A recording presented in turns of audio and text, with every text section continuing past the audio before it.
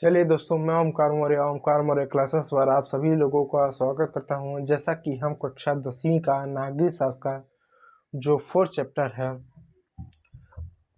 जाति धर्म तथा लैंगिक मसले, इस चैप्टर को आज हम पढ़ने वाले हैं। और इस चैप्टर का आपका पहला पार्ट है। इस चैप्टर में हम जानेंगे कि जाति धर्म तथा लैंगिक मसले क्या हैं, जातियों के विभाजन को देखेंगे, लैंगिक मसलों को देखेंगे और किस तरह जाति के आधार पर, धर्म के आधार पर और लिंग के आधार पर, लिंग यानी पुरुष और महिला के आधार पर समाज में किस तरह के विभाजन आपको देखने को मिलता है, इसके बारे में आज के चैप्टर में, आज की इस क्लास में हम पढ़ेंगे। तो देर न करते हुए दोस्तों अपने इस सेशन को स्टार्ट करते हैं। सबसे पहले आज हम जानने का प्रयास करते हैं कि लैंगिक मसले आखिर ये होता क्या है, लैंगिक मसले या लैंगिक विभाजन क्या होता है, इसके बारे में हम जानने का एक प्रयास करते हैं। सबसे पहले दोस्तों मैं आपको बता दूं, लैंगिक विभाजन का मतलब होता है पुरुष और महिला। पुरुष और महिला। लैंगिक असमानता का मतलब होता है पुरुष और महिला। देखिए, जो कोई पुरुष है और कोई महिला है, यह प्राकृतिक रूप से होना है, इसमें कोई कुछ नहीं कर सकता है। कोई पुरुष है उसको हम महिला नहीं कर सकते, और कोई महिला है तो उसको हम पुरुष नहीं कर सकते। यह आपको असमानता या आपको विविधता देखने को मिलेगी। लेकिन जो हमारे समाज में कोई पुरुष है और कोई महिला है, इस वजह से लैंगिक विविधता नहीं है। लैंगिक विविधता का मतलब ये नहीं कि कोई पुरुष है कोई महिला हो तो ये आपका लैंगिक असमानता हो गया। लैंगिक असमानता मैं लिख दूं, लैंगिक असमानता। लैंगिक असमानता का मतलब ये नहीं कि कोई पुरुष है कोई महिला है तो ये लैंगिक असमानता नहीं है। यह केवल एक विविधता है। यह केवल असमानता, ये लैंगिक असमानता नहीं कि कोई पुरुष है कोई महिला, तो केवल विविधता है, सामाजिक विविधता है। कोई पुरुष है कोई महिला है। लैंगिक असमानता तब होता है जब किसी की शारीरिक संरचना या जैविक बनावट के आधार पर, लिख दें, जब किसी के जैविक बनावट के आधार पर हम उसके प्रति जो है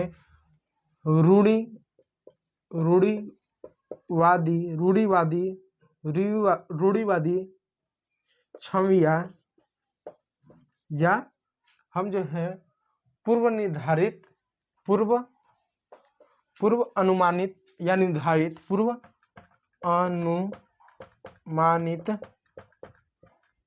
या निर्धारित सामाजिक भूमिका तय कर ले। कहने का मतलब दोस्तों, जो लैंगिक असमानता होता है वो लैंगिक असमानता का मतलब ये नहीं कि कोई पुरुष है या महिला है, लैंगिक असमानता तो विविधता है, ये तो प्राकृतिक, ये तो होगा ही। लैंगिक असमानता का मतलब ये जैविक बनावट भी नहीं है कि कोई पुरुष है कोई महिला है, ये लैंगिक असमानता है या लैंगिक विविधता है, नहीं, ये भी नहीं है। लैंगिक असमानता का मतलब तब होता है जब किसी के प्राकृतिक या जैविक बनावट के आधार पर, जो प्राकृतिक उसका स्वरूप है, जो प्रकृति ने उसको दिया है, या जो जैविक बनावट के आधार पर उसके प्रति हमको रूढ़िवादी छवियां या पूर्व अनुमानित या पूर्व निर्धारित, हम क्या उसके लिए सामाजिक विभाजन या सामाजिक कार्य तय कर दे, वो क्या कहते हैं, लैंगिक असमानता होता है। कि अगर कोई व्यक्ति की सामाजिक कोई व्यक्ति है, कोई महिला है, यदि इस संरचना का दिखने वाला कोई व्यक्ति है या कोई पुरुष है, इसके लिए तो केवल यही कार्य है या यही कार्य कर सकता है, या उसके प्रति हम यही विचारधारा रखें, यही छवियां रखें, या यही रूढ़िवादी विचारधारा रख के बैठे कि यही कर सकते हैं। जैसे हमारे समाज में महिलाओं के प्रति क्या है, ये पहले से ही कुछ छवियां बना के रखी है कि महिलाओं का काम केवल खाना बनाना, झाड़ू पोछा करना, बच्चों की देखरेख करना, घर की सफाई करना, यही कार्य है। और जन्म लेते ही हम महिलाओं के प्रति ये मान के बैठते हैं कि आगे चलकर महिला का केवल यही कार्य होगा। तो क्या है, तो ये एक तरह से लैंगिक असमानता को दिखाती है कि किसी की संरचना इस तरीके की है, शारीरिक बनावट इस तरीके की है, जैविक बनावट इस वजह से है, इस तरीके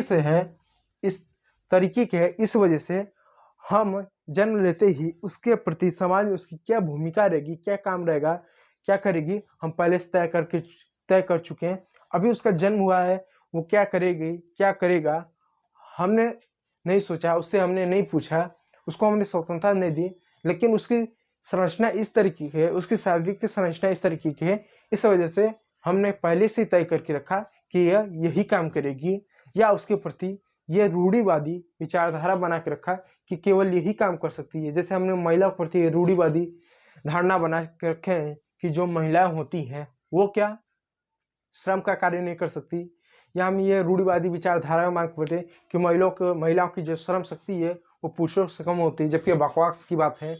महिला की श्रम शक्ति अगर देखी जाए, अगर हम दिन को आधार माने कि एक महिला दिन भर में औसतन कितने घंटे कार्य करती है, उसकी तुलना पुरुष दिन में कितने घंटे काम करते हैं, तो पता चलता है कि एक पुरुष महिला से औसतन 1 घंटे कम ही काम करते हैं, यानी एक महिला एक पुरुष से औसतन 1 घंटे या 1.5 घंटे ज़्यादा ही कार्य करती है, तो श्रम उससे ज़्यादा कर रही है। ठीक है, यह अपवाद आपको मिल सकता है कि किसी पुरुष से चैलेंज कर दे कि चलो तुम पुरुष है, तुम महिला तुमसे बराबर ही काम करती है, अब वो लगे पूरा अपना ताकत को ही लगा दे, पूरा एकदम जांगर को इसमें लगा दे, भले वो 4 दिन आईसीयू में भर्ती रहे, तो वो अपवाद हो सकता है कि दिखाने के लिए कि मैं महिलाओं से ज़्यादा ताकतवर हूँ, या शारीरिक क्षमता ज़्यादा है, या श्रम में उनसे ज़्यादा कर सकता है। ये सब बकवास की बात होती है। आप एक डाटा इसमें एनसीईआरटी दिया हुआ है कि एक महिला जो कि पुरुषों जितना ही शारीरिक श्रम कर सकती है, अगर आप इसका एग्जाम्पल देखना चाहें तो आप स्वीडन हो गया, नॉर्वे हो गया, इन सभी देशों में जाइए। इन सभी देशों में महिला और पुरुषों का जो श्रम शक्ति है वो समान है। किसी भी क्षेत्र में, चाहे क्रिकेट के क्षेत्र में हुआ, मतलब खेल कूद के क्षेत्र में हुआ, विज्ञान के क्षेत्र में हुआ, चिकित्सा के क्षेत्र में हुआ, एजुकेशन के क्षेत्र में हुआ, राजनीति के क्षेत्र में हुआ, किसी भी क्षेत्र में चल जाए, स्वीडन, नॉर्वे, इन सभी देशों में महिलाओं की आबादी आपको पुरुषों की तुलना में ही मिलेगी, कम मिलेगी नहीं। यदि स्वीडन में अगर 100 सांसद अगर आपको देखने को मिलेगी तो 50 महिलाओं और 50 आपको पुरुष देखने को मिलेगी। यदि वहां पर आपको 100 और 200 अगर पुलिस कर्मचारी आपको देखने को मिलेंगे, तो जिसमें 100 महिला पुरुष कर्मचारी और 100 महिला पुलिस कर्मचारी आपको दिखने मिलेगी। यानी स्वीडन, नॉर्वे जैसे देशों में वहां पर महिला और पुरुष का अनुपात हर क्षेत्र में बराबर है, किसी भी क्षेत्र में महिला कम नहीं है। अगर मजदूर भी अगर खोजो तो 100 अगर मजदूर मिलेंगे तो 100 मजदूर में से 50 मजदूर महिला, तो 50 मजदूर महिला आपको मिलेंगी। श्रम शक्ति भी वहां पर बराबर है नॉर्वे, स्वीडन जैसे देशों में। और आज है, पहले था नहीं। इसके लिए महिलाओं ने बहुत सारे संघर्ष किए, कई सारे महिला आंदोलन हुए, बहुत सारे महिलाओं के लिए संगठन बने, बहुत सारे महिलाओं ने प्रयास किया कि हमको भी क्या अधिकार मिलना चाहिए। तो इन सब के बारे में हम जानेंगे, लेकिन पहले मैं आप लोग को ये बता दूं, लैंगिक असमानता का मतलब यह नहीं है कि कोई पुरुष है कोई महिला है, इसकी जैविक बनावट ऐसा है तो और इसकी जैविक बनावट इस तरीके से, तो वह लैंगिक असमानता हुआ। वो लैंगिक असमानता नहीं होता है।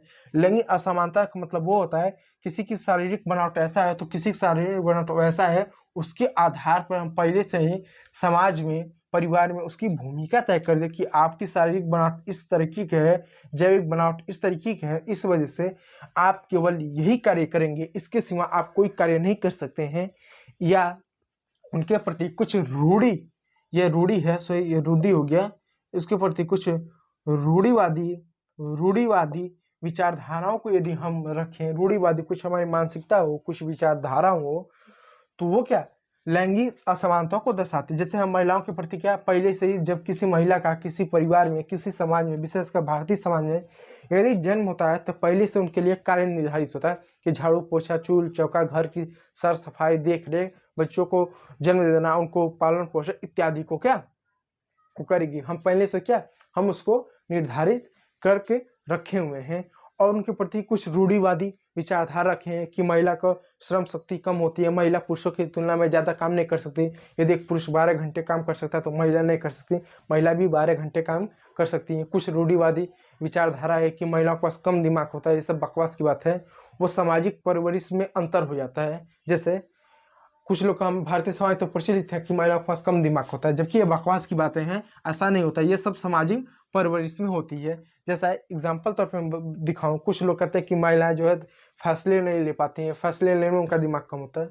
ये सब जी एकदम बकवास की बात है और रूढ़िवादी विचारधारा है। हाँ, सामाजिक परिवेश, पारिवारिक परिवेश की वजह से आपको अंतर दिखने को मिल सकता है कि महिला उतने अच्छे से फैसले ना ले पाए जितने अच्छे और बेहतर ढंग से एक पुरुष फैसला ले पा रहा है, इसको मैं समझाने के लिए आपको कुछ चीज़ें मैं आपको जो हूँ बताता हूँ। जैसे आपने इंदिरा गांधी को सुना होगा कि इंदिरा गांधी भारत की पहली महिला प्रधानमंत्री है।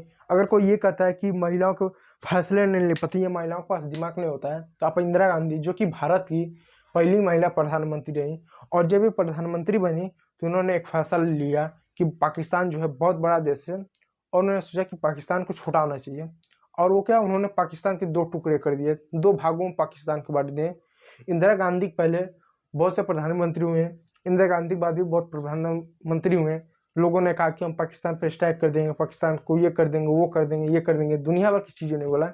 इंदिरा गांधी आई, चुपचाप पाकिस्तान के 2 टुकड़े करके चल दिए। उन्होंने फैसला यह लिया, क्या गलत किया? इंदिरा गांधी के दौर में ऐसा कहा जाता है कि संसद भवन में केवल एक ही मर्द है, वो है इंदिरा गांधी, बाकी सब महिला हैं। वो ऐसी थी, फैसला उनका 2 मिनट में हो जाता था। बहुत ज़्यादा, अब बहुत सारे ऐसा फैसला करते थे, वो सही भी होता था उनके समय में, तो फैसला बड़ा तेज करते थे अपने समय में। अब जान लेते हैं, जो हम लोग कहते हैं कि महिलाओं के पास दिमाग नहीं था, ये एक रूढ़िवादी विचारधारा है जो कि गलत है पूरी तरह से। हम लोग कहते हैं कि महिला फैसला नहीं ले सकती हैं या महिलाओं के पास दिमाग नहीं होता, ये सब बकवास की बात है। हाँ, सामाजिक परिवेश में अंतर हो सकता है। अब कैसे, मैं एग्जाम्पल तौर पर समझाता हूँ। जैसे मान लीजिए, ये एक पुरुष है, एक महिला है, दोनों एक साथ ही जन्म हुए, दोनों जुड़वा हैं। अब जब किसी लड़के का जन्म होगा तो लड़का जैसे जैसे बड़ा होता है, जैसे मान लीजिए कोई लड़का 10 वर्ष का है और महिला 10 वर्ष का है।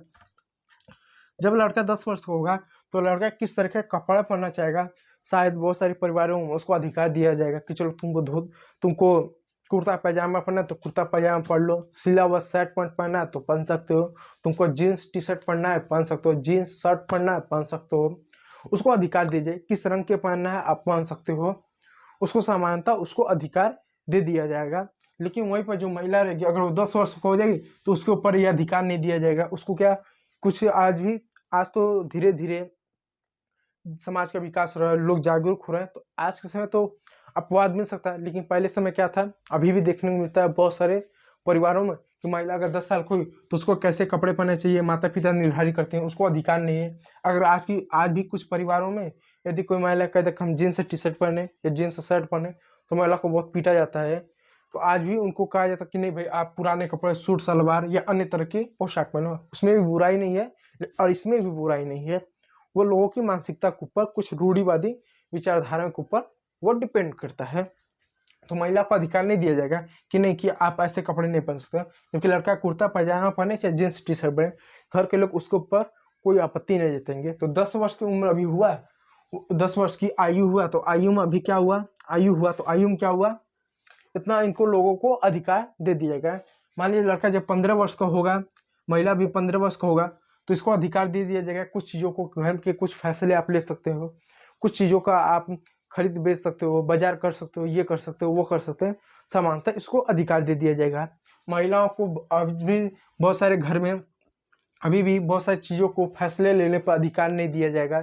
इसमें ये कहा जाएगा कि आपको कुछ भी करना है तो पापा से पूछ के करो, पिताजी से पूछ के करो, कुछ भी करना है तो माता जी या मम्मी जो भी हैं उनसे पूछ के करो, या वही करो जो बड़े भाई ने कहा, वही करो जो पिताजी ने कहा है। जबकि 15 साल का जो लड़का होगा उसको कुछ अधिकार दे दिया जाएगा कि हाँ, कि आप ये चीज़ें अपनी इच्छा अनुसार कर सकते हो।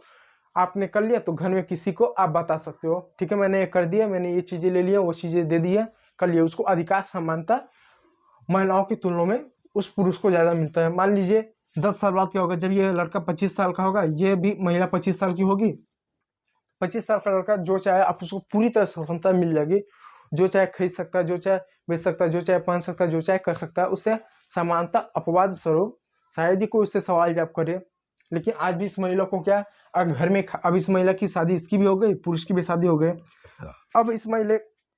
अब जो कि इस पुरुष का अगर शादी हो गया तो घर में खाने में क्या बने, बाजार कौन करेगा, बाजार में मार्केट से क्या क्या चीज़ें आएंगी, फैसला घर का क्या होगा, घर की अगर रंगाई पुताई हो तो उसमें कौन सा कलर, यानी घर के छोटे से लेकर बड़े फैसले अधिकांशतः कुछ अपवाद को छोड़ दिया है तो पुरुष ही करेगा, और इसके फैसले को कोई भी क्या टाल नहीं सकता। लेकिन ये महिला जो कि 25 साल की हो गई है, अब जिस घर पे इसकी शादी हुई है वो गई है तो वहाँ भी कुछ भी करेगी, जैसे खाना में रोटी बने कि चावल बने, ये क्या इसको अपने पति या सास से पूछ कर ही बनाना पड़ेगा। अपनी इच्छा अनुसार बना नहीं सकती। और भी किसी तरह कोई काम करना होगा, फैसला करना होगा, तो अपनी इच्छा अनुसार नहीं कर सकती। तो यानी पुरुषों की तुलना में महिलाओं को बचपन से ही धीरे धीरे कम अधिकार मिले हैं, या उनको बचपन से, जैसे पुरुष है उस पुरुष को धीरे धीरे जैसे जैसे वो लड़का बड़ा होता जाएगा उसको धीरे धीरे अधिकार समाज की ओर से, परिवार की ओर से दिया जाएगा कि आप किसी भी क्षेत्र में, किसी भी माहौल में आप फैसला कर सकते हो। जबकि उसकी तुलना में महिलाओं को क्या सिखाया जाएगा कि पापा जो बोले वही करना, मम्मी जो बोले वही करना, बड़े जो भाई बोले वही करना, या ये बोले तो वही करना। उनको असादी बात क्या सिखाया जाता है कि जो सास बोले वही करना, जो पति बोले वही करना। अपने इच्छा अनुसार कोई कार्य नहीं कर सकते। अगर मन में आए भी तो पूछना पड़ेगा, परमिशन लेना पड़ेगा।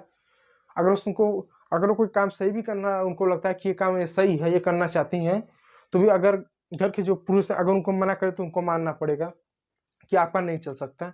लेकिन पुरुष का क्या, अगर गलत है, अगर वो घर में पावरफुल है, ताकतवर है, पैसा कमाता है, अन्य चीजें, तो गलत काम को भी सही कर देता है और उसका कोई विरोध नहीं कर पाता है। ठीक है, तो कहने का मतलब यहाँ क्या है, इसको जो पुरुष होता है इसको जो कि बचपन से अधिकार दिया गया कि आप फैसला ले सकते हो, फैसला ले सकते हो। जबकि महिला को बचपन से सिखाएगा कि आदेश नहीं देना है, फैसला नहीं करना है, फैसला नहीं करना है। इनको बचपन से महिलाओं को सिखाया गया कि जो बोला जाए वही करना चाहिए। इनकी आदत क्या हो गई, लोगों की बात सुनकर काम करने की। और लड़कों को बचपन से धीरे धीरे अधिकार देता गया है कि आप कुछ भी कर सकते हो, आपको कुछ भी कर सकते हो। एक दो अपवादों को वो छोड़ दें तो आप आदेश दे सकते हो, घर के लिए फैसला ले सकते हो। तो बचपन से बहुत सारे पुरुष ने फैसला लिया, कुछ सही हुए, कुछ गलत हुए, कुछ सही हुए, कुछ गलत हुए, कुछ सही हुए, कुछ गलत ही गलत हुए, कुछ एकदम सही सही हुए। तो इनको क्या बचपन से अधिकार दिया गया, क्योंकि महिलाओं को क्या बचपन से अधिकार कभी दिया नहीं कि आप खुद फैसला करो, पूछ के करो जो भी करना है, शादी के पहले भी शादी के बाद भी। तो अब उनके सामने जब कोई समस्या आ जाती है कि लो चलो तुम फैसला करो, इसी में क्या हो, तो जब बचपन से कभी फैसला किया नहीं है, बचपन से जब आदत नहीं है निर्णय लेने का जब उनको कभी अधिकार ही नहीं दिया गया, कभी उनको माहौल ही नहीं दिया गया, और एक समय बाद जब कोई समस्या आती है उसके बाद हम कहते चलो कोई महिला हो, आप चाहे किसी की बहनों बीवी कुछ भी हो, उनको अधिकार दे, चलो आप फैसला करो ऐसे समय क्या करेंगे। और ऐसे समय जब वो फैसला करती हैं, कोई निर्णय लेती हैं, अगर गलत हो जाता है तो पुरुष समाज क्या, जो रूढ़िवादी समाज क्या, वो क्या कहता है कि महिलाओं के पास तो दिमाग ही नहीं होता है। जबकि यहाँ पे क्या बचपन से उनकी सामाजिक परवरिश एकदम अलग हो जा रही है। अगर किसी महिला को अगर बचपन से पुरुषों जितना ही सब अधिकार दें, खेल कूद पढ़ाई लिखाई पूरा एकदम अधिकार दें, तो कुछ ऐसे महिला भी आपको समाज में देखने में मिलता है जिनका पूरा वर्ताव एकदम पुरुष की तरह ही होता है, बोलना बैठना। कुछ ऐसे महिला होते हैं जो किसी भी व्यक्ति से कहीं पर भी, मार्केट में, स्कूल में, कॉलेज में, किसी बात चीज करने में उसको शर्म नहीं रहता है, एकदम खुल के बात कर सकती हैं, खुल कर सवाल जवाब कर सकती हैं, खुल कर चीज़ों को पूछ सकती हैं, खुल कर चीज़ों को फैसला कर सकती हैं, खुल कर चीज़ों में अगर उनको स्टेज पर बुलाया जाए, किसी चीज़ का भाषण देना हो, या किसी चीज़ का कमेंट्री करना हो, या जो उनको किसी चीज़ का डिबेट में भाग लेना हो, वो अच्छे से ले लेती हैं और बात भी कर लेती हैं, बातचीत भी कर लेती हैं, सब चीज़ का हैंडल कर लेती हैं। क्यों? क्योंकि उनको बचपन से पुरुषों की तरह ही अधिकार दिएगा तो करते हैं। लेकिन वैसी महिला को हमारे समाज में क्या रूढ़िवादी छवि से देखा जाता है कि ये महिला बहुत बेकार है, ये महिला तो ऐसी है। हमारे समाज में उस महिला को ही ज़्यादा अच्छा माना जाता है जो घूंघट प्रथा में या अपन कोई भी घर का कार्य अपनी इच्छा अनुसार ना करे, वह सबसे पूछ कर ही करे, उसको अच्छा माना जाता है। ना कि उस महिला को जो समय पड़ने पर अपनी इच्छा अनुसार सही फैसले ले सके। तो ये भी कहीं ना कहीं रूढ़िवादी छवि की वजह से, रूढ़िवादी धारणा की वजह से, और जो कि जन्म से ही समाज ने क्या किया, ये इसकी सब शारीरिक बनावट इस वजह से, इसके लिए उसके लिए इसके आधार पर क्या पहले से ही काम कार्य को तय करके रखा कि आपको यही काम करना है, बात खत्म, ये काम करना है, दूसरा काम नहीं करना है। तो ये लिंग के आधार पर, उनके शारीरिक संरचना के आधार पर उनके साथ असमानता, उनके साथ भेदभाव, उनके साथ बुरा बर्ताव किया जाता है। और ये आज से नहीं, प्राचीन काल का अगर हम इतिहास पढ़ें तो प्राचीन काल से लेकर आज तक दुनिया तरह की महिलाओं के साथ भेदभाव किए गए। जैसे कि दुनिया भर के भेदभाव किए गए, जैसे सती प्रथा हुआ, विधवा विवाह पर रोक हुआ, किसी पति का एक बार अगर किसी भी पत्नी का अगर पति का देहांत हो जाए तो दूसरा शादी नहीं कर सकती, भले पुरुष 4 शादी कर सकता है, बाल विवाह हुआ, अन्य चीजें हुआ। तो कहीं ना कहीं महिलाओं से भेदभाव या महिलाओं से असमानता, महिलाओं का सामाजिक शोषण, महिलाओं का आर्थिक शोषण को कहीं ना कहीं ये दिखाता है। और ये जो होता है ये दो ही कारण से होता है कि हमारा जो समाज है पहले से शारीरिक बनावट की वजह से इनके लिए पूरे काम सामाजिक भूमिका, पारिवारिक भूमिका निर्धारण करके रखा कि आपका यही काम होगा। दूसरा, कुछ रूढ़िवादी छवियां बना कर रखा है कुछ रूढ़िवादी छवियां बना कर रखा है, जिसके वजह से ये सभी चीजें होती हैं, जैसे कि महिला पुरुषों की तुलना श्रम कार्य नहीं कर सकती, महिला पढ़ लिख नहीं सकती। इस सभी चीजों को आपको समानता देखने मिलता है, असमानता देखने मिलता है, जिस वजह से इनके साथ समाज में भेदभाव होता है। समाज में भेदभाव होता है। अब ये समाज में जैसा भेदभाव हो रहा है तो आज से नहीं, प्राचीन काल से हो रहा है, तो प्राचीन काल से ही चला आ रहा है। और इसके लिए बहुत सारी महिलाओं ने, जैसे कि आपका जो 20वीं सदी है, आपका जो 19वीं और 20वीं सदी है और वर्तमान का 21वीं सदी है, 19वीं 20वीं सदी में बड़े पैमाने पर जैसे पुनर्जागरण आंदोलन हुआ, औद्योगिकरण हुआ, अन्य चीजें हुए, तो इसके साथ साथ जैसे विश्व में लोकतंत्र आया, लोकतंत्र की चीजें आने लगी, स्वतंत्रता, समानता, औद्योगिकरण, उपनिवेशों का समाप्त होना, अन्य चीजें होने लगी, तो इसके साथ साथ महिलाओं ने भी अपने अधिकारों के लिए मांग की, अपने अधिकारों की बात रखी और अपने अधिकारों के लिए क्या आंदोलन किए। बहुत सारे विश्व के इतिहास में, भारत के इतिहास में महिला आंदोलन प्रसिद्ध है। महिलाओं ने बढ़ चढ़ के बहुत कार्य किया, अपने अधिकारों के लिए मांग किया, अपने अधिकारों के लिए संघर्ष किया।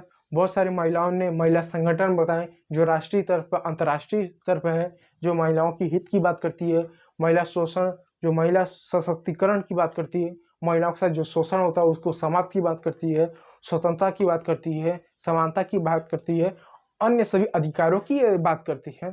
तो आज महिलाओं को जो कुछ भी मिला है, जैसे वोट देने का अधिकार, राजनीति में भाग लेने का अधिकार, सामाजिक भूमिका में अपनी भागीदारी को सुनिश्चित करने का अधिकार अपनी इच्छा अनुसार, तो इनको जन्मजात नहीं मिला है। महिलाओं को इन सभी चीज़ों के लिए संघर्ष करना पड़ा है, जबकि पुरुषों को समय के साथ उनको मिलता गया है। हमको वोट देने का अधिकार है, हमको जन्म से ही पुरुष है तो हमको मिल गया, हमको लिए इसका संघर्ष नहीं करना पड़ा। लेकिन बहुत से विश्व में, जैसे कि अमेरिका, ब्रिटेन, सऊदी अरब, इन सभी देशों में महिलाओं को संघर्ष करना पड़ा है। जैसे अमेरिका, ब्रिटेन जैसे देश में सफरेट मूवमेंट, आंदोलन करना पड़ा है वोट के अधिकार के लिए। आपको सऊदी अरब में वर्ष 2014-15, मुझे याद नहीं रहा कि वर्ष 2014-15 में उनको महिलाओं को वोट देने का अधिकार दिया गया, जो कि इतना लेट दिया गया। तो कहीं ना कहीं उनको अपने अधिकारों के लिए संघर्ष करना पड़ा, हर चीज़ों के लिए अब संघर्ष करना, चाहे स्वतंत्रता हो, चाहे समानता हो, चाहे कोई भी अधिकार हो, वोट देने का अधिकार हो, चुनाव में भाग लेने का अधिकार हो, इसके लिए भी संघर्ष करना पड़ा। हर चीज़ों के लिए उनको क्या संघर्ष करके ही पाना पड़ा। उनको लिए संघर्ष किया, उनको प्रतिद्वंदा करना पड़ा, सब कुछ करना पड़ा। तो जो कहीं ना कहीं हमारे समाज में यह लैंगिक असमानता को दिखाता है कि किसी के जैविक बनावट इस वजह से है, उसके वजह से हम किसी को कोई विशेष कार्य करने से या समानता, स्वतंत्रता या किसी तरह का अधिकार देने से हम हटा दें, तो ये लैंगिक असमानता और भेदभाव में आता है। और इस चैप्टर में जो जाति, धर्म, लैंगिक मसले हैं, जाति, धर्म तथा लैंगिक मसले, तथा इसे कर दीजिए, तथा लैंगिक मसले हैं, इस चैप्टर में हम जानेंगे कि आखिर इनके लैंगिक मसलों के आधार पर इतना भेदभाव क्यों होता है, आखिर महिलाओं के साथ इतना भेदभाव क्यों होता है, और विश्व के किन देशों में महिलाओं की स्थिति बहुत खराब है और किन देशों में महिलाओं की स्थिति अच्छी है, और अच्छी है तो क्यों है, कैसे है, और भारत जैसे देशों में महिलाओं की क्या स्थिति है, सामाजिक स्थिति क्या है, शैक्षणिक स्थिति क्या है, राजनीति में स्थिति क्या है, सामाजिक भूमिका में उनकी स्थिति क्या है, उसको जानने का प्रयास करेंगे। साथ ही साथ ये देखने का प्रयास करें कि महिलाओं की स्थिति कैसे ठीक की जा सकती है, महिला सशक्तिकरण कैसे किया जाता है, महिलाओं को आर्थिक रूप से कैसे मजबूत किया जाता है, फिर महिलाओं को शिक्षित कैसे किया जाता है, महिलाओं को रोजगार में कैसे उनको भागीदारी बनाया जाता है बड़े पैमाने पर। और एक बात मैं आपको बता दूं, भारत हो या विश्व का कोई भी देश हो, आप ऐसा मान लें विश्व में 100% में से 50% आबादी पुरुष की है और 50% आबादी महिलाओं की है। तो कोई भी देश अगर अपने यहाँ महिलाओं को, महिला सशक्तिकरण की अनदेखा करे, महिलाओं के अधिकारों को अगर अवहेलना करे, उनकी स्वतंत्रता, उनकी समानता, उनके विकास की अवहेलना करे, तो वह देश न केवल अपने देश में 50% महिलाओं के साथ भेदभाव कर रहा है, बल्कि वह देश अपने विकास से 50% पीछे हैं। क्योंकि किसी भी देश में अगर उस देश की जो भी जनसंख्या हो, तो उस जनसंख्या का लगभग 50% आबादी तो महिलाओं की है। अगर उनको शिक्षा न दे, स्वास्थ्य न दे, रोजगार में अवसर न दे, वोट देने का अधिकार न दे, अन्य चीज़ें में अगर भाग लेने का अधिकार न दें, तो उस देश की 50% जनसंख्या को ही हम बाहर कर दे रहे हैं। उसके बाद हम चाहे कितना भी योजना ला लें, कितने भी कानून बना लें अपने देश के विकास के लिए, समाज के विकास के लिए, तो हम पीछे ही रहेंगे। क्योंकि हमने क्या लिंग के आधार पर, केवल जेंडर के आधार पर हमने 50% महिलाओं को ही अलग कर दिया है डायरेक्ट, कि महिलाएं कर ही नहीं सकती। इस वजह से कि हमने जन्म से कुछ हमने जो है जन्म से हमने सामाजिक भूमिका तय रखी, कुछ हमारी रूढ़िवादी भूमिका की वजह से हमने तय कर दिया कि ये कर नहीं सकती। तो क्या कोई भी देश जो अपने देश में महिलाओं के लिए कुछ करे ही ना और उनको एकदम साइड कर दे, तो क्या वो देश अपने देश का विकास कर सकता है? नहीं। उसको अपने देश के विकास करने 50% आबादी को किनारे ही नहीं रख सकता। अगर इन 50% आबादी को किनारे रखेगा तो वह अपने देश के 50% जो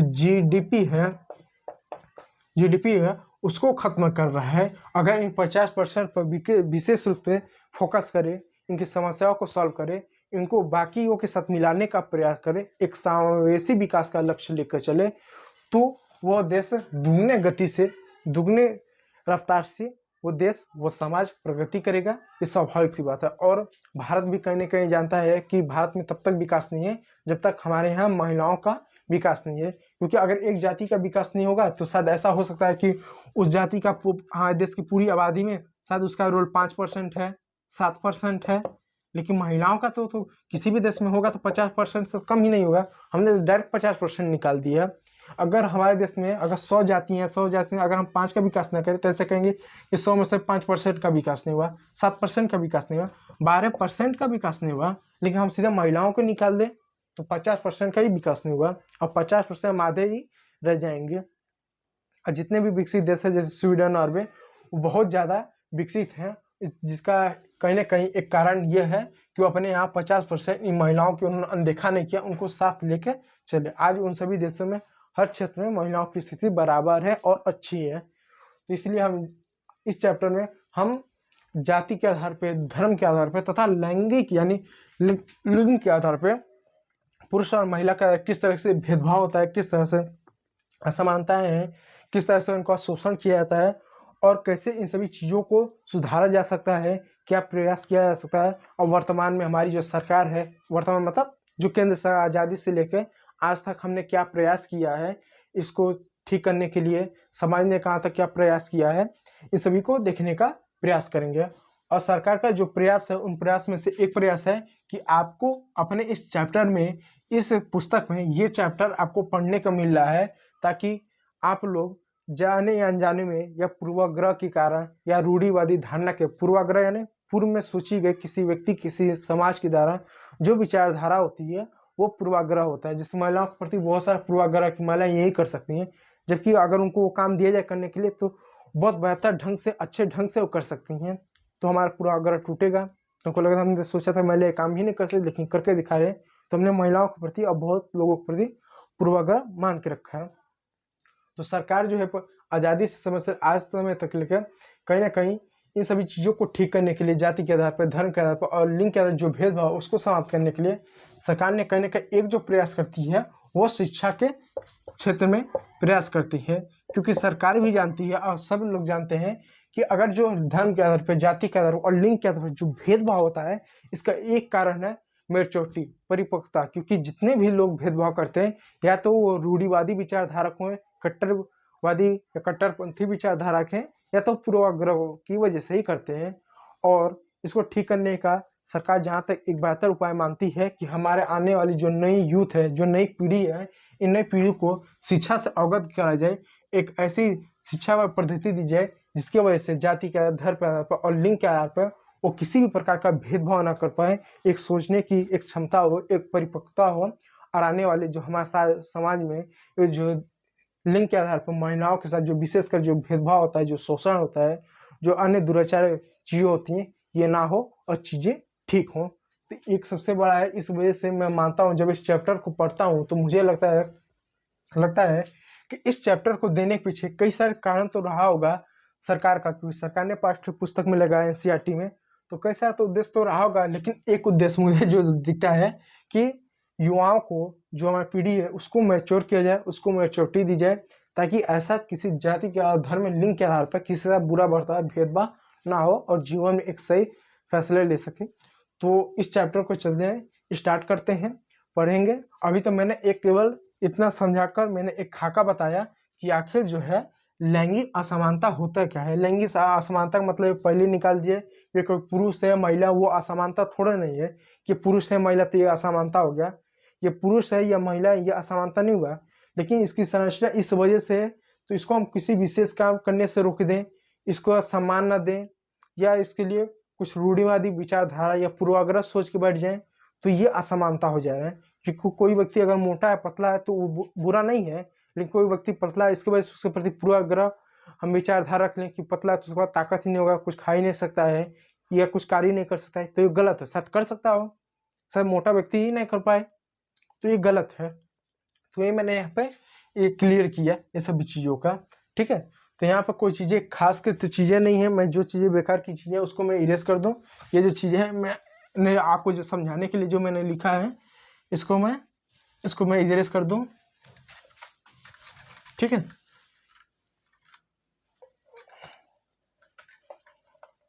ठीक है, इसको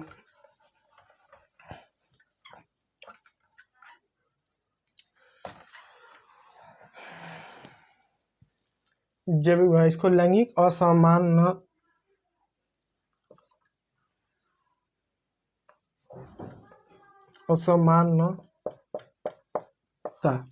लैंगिक असमानता जैविक बनावट, रूढ़िवादी छमिया, पूर्व अनुमानित या निर्धारित सामाजिक भूमिका तय कर लेना। इसको अगर लिखना चाहें तो आपको इसको शॉर्ट डाउन में इसको लिख सकते हैं, या आपके लिए रिवीजन में मदद करेगा इन सभी चीज़ को पढ़कर, क्योंकि रिवीजन आप इसको आसानी से जो है ना कर सकते हैं, आप इसको रिवीजन कर सकते हैं आसानी से, ठीक है। तो चलिए, तो अपने इस सेशन को स्टार्ट करते हैं, लेकिन स्टार्ट करने पहले इसको जो है मैं इरेज कर दूं। उम्मीद कर रहा हूं कि जो चीज़ें मैं आपको बता रहा हूं वो सभी चीज़ें आपको समझ में आ रही होंगी। यदि चीज़ें समझ में आ रही होंगी तो आप जो है कमेंट करके बताइएगा, और जो बच्चे लाइव हमारे साथ जुड़े हुए हैं उनसे निवेदन कि उनको भी किसी भी प्रकार का डाउट है तो वो जो है कमेंट करके आप जो है बताइएगा, क्योंकि कमेंट करके आप बताएंगे तो शायद मैं आपकी प्रॉब्लम को मैं सॉल्व कर सकता हूँ। इसलिए आप जो है इसके बारे में जो है बताइएगा, ठीक है। उम्मीद करता हूँ चीज़ें आपको समझ में, आपको चीज़ें सभी आ रही होंगी, ठीक है। तो आप लोग का एक लाइक कमेंट में जरा मैं देख लूँ, यदि किसी भी प्रकार का आपका कोई डाउट है। नहीं, किसी का भी कोई डाउट नहीं है। और सेशन स्टार्ट करने से पहले मैं आपको बता दूं, डेली शाम 5 बजे कक्षा 10वीं के बच्चों के लिए, चाहे आप इतिहास पढ़ते हो, भूगोल पढ़ते हो, समाजशास्त्र पढ़ते हैं, अर्थशास्त्र पढ़ते हैं या नागरिक शास्त्र, समाजशास्त्र तो नहीं है, इतिहास, भूगोल, नागरिक शास्त्र और अर्थशास्त्र, इन चारों विषयों का समग्र तैयारी हमारे इस चैनल पर करा देता है, कक्षा 9वीं से लेकर कक्षा 12वीं तक के बच्चों के लिए। आप जो है हमारे चैनल से जुड़ सकते हैं, और वीडियो अच्छा लगा तो एक लाइक और एक सब्सक्राइब कीजिएगा। तो चलिए आज की जो सेशन है इस सेशन को हम स्टार्ट करते हैं। देखिए, जो भी चीज़ मैं पढ़ाता हूँ एनसीईआरटी की जो पुस्तक है उसके रेफरेंस को लेकर ही मैं पढ़ाता हूँ, और मैं एक एक पैराग्राफ, एक एक लाइन को ही मैं पढ़ाता हूँ, ताकि आपको ऐसा ना लगे कि आपने इस पेज को या इस पैराग्राफ को पढ़ाया ही नहीं, ये मुझे समझ नहीं आया। और विशेषकर मैं फोकस होता है कि एनसीईआरटी में जितने भी नए शब्द हैं, जैसे रूढ़िवादी शब्द है, पूर्वाग्रह है, पूर्व अनुमानित है, लैंगिक असमानता है, विविधता है, ऐसे शब्दों को मैं समझाते हुए चलूँ, ताकि ये चीज़ें, अगर शब्द का मतलब आपको पता रहेगा ना कि इस शब्द का ये मतलब होता है, तो चीज़ें ज़्यादा अच्छे समझ में आती है। अब आपको मालूम है कि विविधता का क्या मतलब होता है, मैं बोलूँ समाज में विविधता है, तो आपको मालूम है कि विविधता ही क्या होता है, तो चीज़ मैं शब्द को भी समझाते हुए चलूँगा कि इसका ये मतलब है। उसके बावजूद भी अगर आपको कुछ ना समझ में आए तो मुझे जो है कमेंट करके आप बताइएगा, मैं आपको बताऊंगा।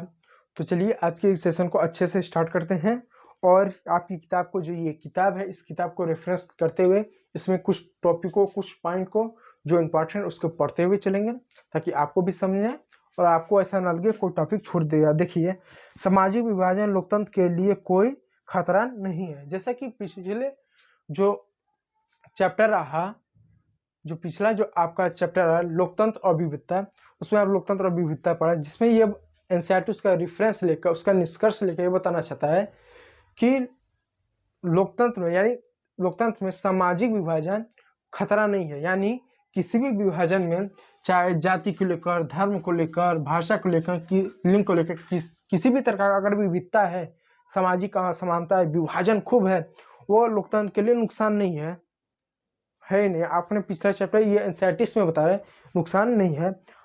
अब राजनीति में सामाजिक असमानताओं की अभिव्यक्ति कोई असंभव बात नहीं है। कई बार तो यह अभिव्यक्ति लोकतंत्र के लिए लाभकर भी होती है, और कई बार भी यह अभिव्यक्ति जो विविधता है लोकतंत्र के लिए लाभकर भी होती है। इस चैप्टर में 3 ऐसे क्षेत्र, जाति, धर्म और लैंगिक मसले, ये इसमें बताया जाएगा, जिसमें आप देखेंगे कि हमारे किस तरह से लोकतंत्र के लिए तो खतरा नहीं है, लेकिन लोकतंत्र को कैसे प्रभावित करता है, या लोकतंत्र में इन सब चीज़ों के बारे में जानेंगे कि सरकार किस तरह से चेक एंड बैलेंस करती है, चीज़ें क्या हैं लोकतंत्र के लिए, ठीक है।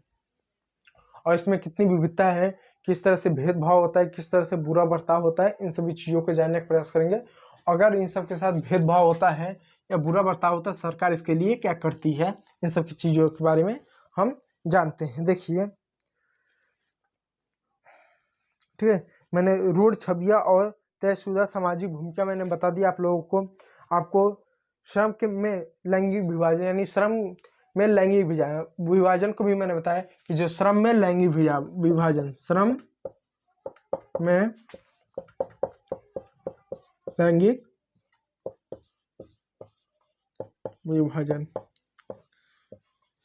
अब श्रम में लैंगिक विभाजन क्या, वो मैं आपको शब्दों में, यानी संक्षिप्त में मैं एक वाक्य में बता दूं। श्रम में लैंगिक विभाजन का मतलब है, या श्रम का मतलब है मजदूरी, परिश्रम से है। श्रम में लैंगिक विभाजन है हमारे देश में कि पुरुष है तो यही काम करेगा, महिला है यही काम करेगा, लेकिन ये जरूरी नहीं है कि श्रम में जो लैंगिक विभाजन है या जो महिलाओं के प्रति जो आप विचारधारा सोचते हैं वो वास्तव में ऐसा होता है। जैसे मैं आपको एनसीईआरटी का रेफरेंस लेकर ये बताऊं, जैसे हमारे समाज में महिलाओं के रूढ़िवादी छवियां यह जो है बनी हुई है, पूर्वाग्रह बना हुआ है कि महिला क्या केवल साफ सफाई, झाड़ू पोछा, घर गृहस्थी का काम करती है, जबकि पूरी तरह से सही नहीं है।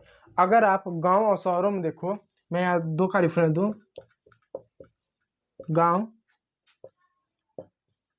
शहर, जैसे आपके मन में क्या छवि है कि महिला केवल साफ सफाई, घर गृहस्थी का ही काम होता है, लेकिन अगर मैं आपको 2 एग्जाम्पल दूं गांव और शहर का, तो बहुत सारी ऐसी महिला होती हैं जो ग्रामीण क्षेत्रों में श्रम का या आय से संबंधित कार्य करती हैं, आय से संबंधित कार्य करती हैं। जैसे आपको मालूम है कि गांव में, जैसे कि आप सब जानते हैं कि गांव में कृषि और पशुपालन आय का एक बहुत बड़ा स्रोत है, और आजीविका के लिए भी बहुत बड़ा स्रोत है, यानी संसाधन है। गांव में, ग्रामीण क्षेत्रों में बहुत सारे ऐसे लोग हैं जो कृषि कार्य करके या पशुपालन संबंधित कार्य करके अच्छा खासा पैसा कमाते हैं और अपने जीवन को जीते हैं।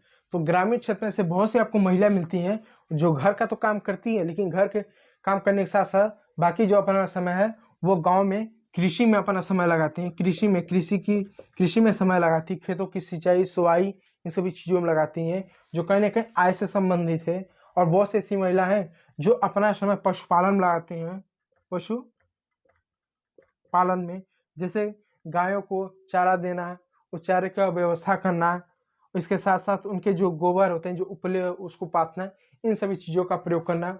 उसके साथ साथ जल हुआ या ईंधन को इकट्ठा करना, क्योंकि ग्रामीण क्षेत्र में आप किसी क्षेत्र में देख लो, जैसे अगर साउथ इंडिया को देखो तो वहाँ पर पानी की असमानता समस्या आपको दिखने को मिलती है। तो वहाँ की जो ग्रामीण क्षेत्र की जो महिला होती हैं, जल और ईंधन, लकड़ी जैसे ईंधन का भी इकट्ठा करना, जो कि आय से संबंधित है, इसका भी महिला काम करती हैं। लेकिन अगर आप शहरों क्षेत्र में देख लो तो शहरों क्षेत्र में भी आपको ये देखने को मिलता है कि बहुत सारी निम्न वर्ग की महिला जो होती हैं दूसरे घर पे झाड़ू पोछा बर्तन का काम करती है। निम्न वर्ग की जो महिला है, निम्न वर्ग की महिला जो है वो झाड़ू पोछा काम करेगी। मध्य वर्ग की महिला घर के मध्य वर्ग की महिला के घर के, और जो मध्य वर्ग की जो महिला है ये ये दफ्तर यानी ऑफिस जाती है, ये महिला जो है क्या आपको ऑफिस जाते हुए आपको दिखेगी। ये जो महिला है आपको जो है ऑफिस जाते हुए दिखेगी। तो यानी शहर में भी आपको देखिएगा बहुत सारी महिला आय के लिए संघर्ष या आय के लिए काम करती हैं। बहुत सारी निम्न वर्ग की जो महिला है वो आय के लिए मध्य वर्ग के घर की महिलाओं के लिए जाके झाड़ू पोछा करेंगी, और मध्य वर्ग की जो महिला है वो दफ्तर यानी ऑफिस जाती हैं। तो कहीं ना कहीं जो पूर्वाग्रह है उसका भी आपको विपरीत देखने को मिलता है। लेकिन ये जो क्षेत्र, ये जो चीज़ें हैं और ये वाला जो चीज़ें हैं ये आपको बहुत कम देखने को मिलता है, क्योंकि इसमें भी बहुत से लोग होते हैं जो समाजी दबाव में रहते हैं कि अगर महिला हमारे जॉब करेंगी तो हमारी इज्जत नहीं रहेगा, लोग हमारे बारे में हंसेंगे, थूकेंगे, इत्यादि तरह की भी समाज में विचारधाराएं प्रचलित रहती हैं, जिसकी वजह से महिलाओं के साथ भेदभाव स्वाभाविक से होता है। अब कुछ चीज़ों के बारे में और जान लीजिए। पहले सिर्फ पुरुषों को ही सार्वजनिक मामलों में भागीदारी करने का अधिकार था। पहले के समय से या प्राचीन इतिहास से अगर पढ़ेंगे तो वहाँ से लेकर आज तक आप देखें जितने भी सार्वजनिक कार्य हुए, जैसे घर में विवाह हुआ, विवाह हो गया, किसी का बर्थडे हो गया, या कोई धार्मिक अनुष्ठान हो गया, या गांव समाज में मंदिर में कोई धार्मिक अनुष्ठान हो गया, कोई पूजा पाठ हो गया, कुछ ऐसी चीज़ हो गए, तो यहाँ पर बढ़ चढ़ के प्राचीन समय में से लेकर लंबे समय तक आप देखें तो आपको जो है पुरुषों को ही भागीदारी दिया गया था, पुरुषों को ही इसमें जो है हिस्सा लेने का आपको अधिकार दिया जाता था, महिलाओं को ना के बराबर। आज वर्तमान समय में लोगों की जागरूकता आई, लोग पढ़े लिखे या लोग का सामाजिक दबाव कम हुआ, आपको ये थोड़ा सा अब दिखता है कि सार्वजनिक क्षेत्रों में महिलाओं की भूमिका बढ़ रही है, धीरे धीरे बढ़ रही है। लेकिन पहले के समय ऐसा नहीं था। पहले के समय में महिलाओं के साथ पर्दा प्रथा आप देख सकते हैं, पर्दा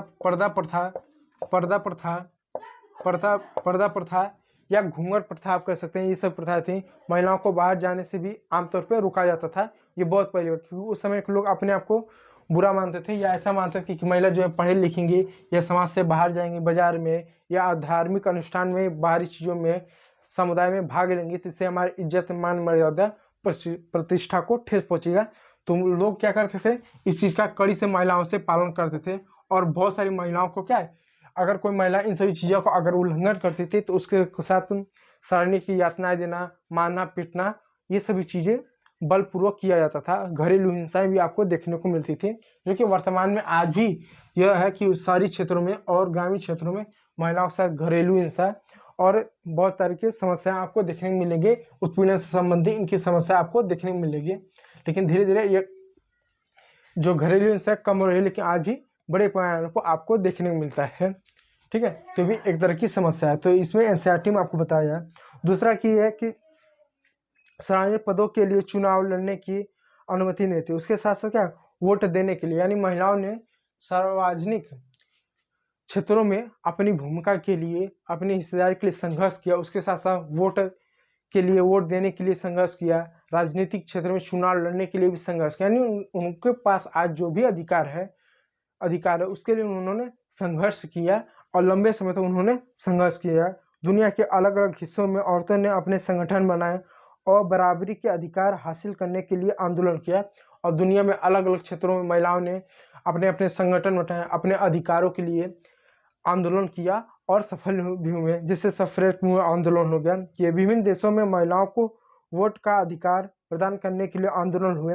और विभिन्न देशों में जैसे कि अमेरिका हुआ, ब्रिटेन हुआ, इन सभी देशों में वोट पाने के लिए, वोट का अधिकार देने के लिए उनको संघर्ष करना पड़ा, अन्य चीज़ें करनी पड़ी, ऐसे इनको अधिकार दिया नहीं गया। भारत में तो आज़ादी के समय से हमने सभी चीज़ों को, सभी वर्गों को हमने हर चीज़ का अधिकार दिया, लेकिन उन सभी देशों में नहीं मिला।